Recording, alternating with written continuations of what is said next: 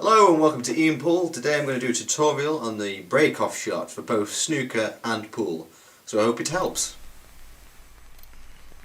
Here's a quick tip just before you take off your break-off shot. Make sure the top ball of the pack is touching the other two balls at the top as well. The reason being is some tables can get worn down like mine does here, and you can see where the balls have been and due to the break-off shot, and originally it was when you set them up on there, it causes little holes in the table on the cloth.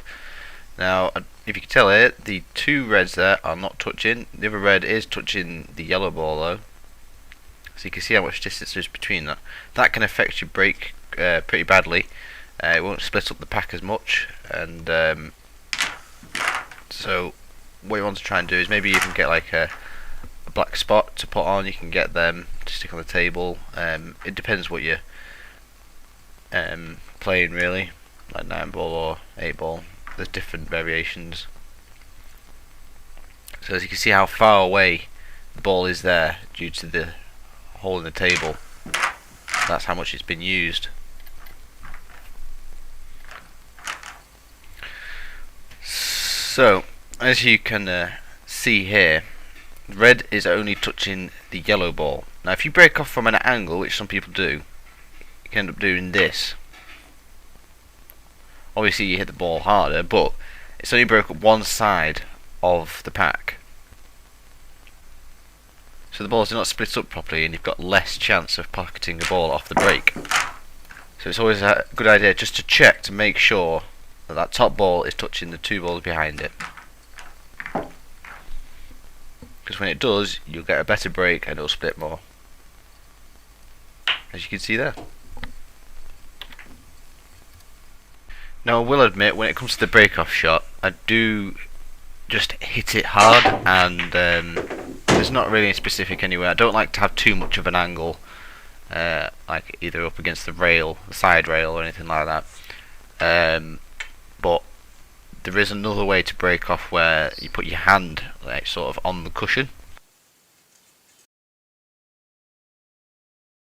Now a little bit, this probably does become a bit more useful to hit the ball harder, but I prefer to do it the other way.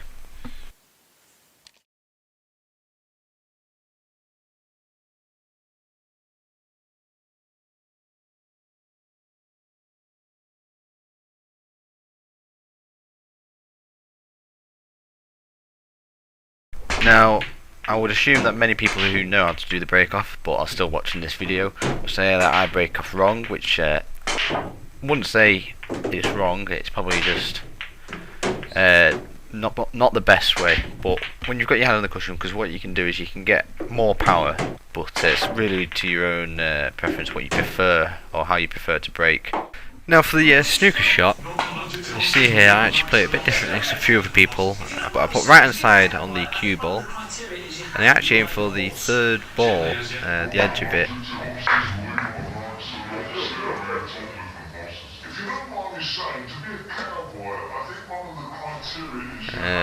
Mark does it probably the more proper way. He puts right hand side on it, but he aims for the second ball from the bottom, as you just saw there. We both end up in the same sort of position, behind the green and brown area. It's best to get the cue ball as close to that cushion as possible, so it's difficult for your opponent for his next shot, and getting it behind the green and brown also makes it even more difficult to actually even aim for a ball. So we could end up having to come off a cushion first and then going into the pack. So as you can tell, the snooker break-off and the pool break-off are completely different. Snooker break-off is trying to get the cue ball as safe as possible, whereas the pool break-off is trying to pot a ball off the break so you don't give your opponent chance or starting chance. I hope that tutorial helped, just to give you an insight, a few little tips on what to do in the break-off shot for both pool and the snooker, for whichever one you play.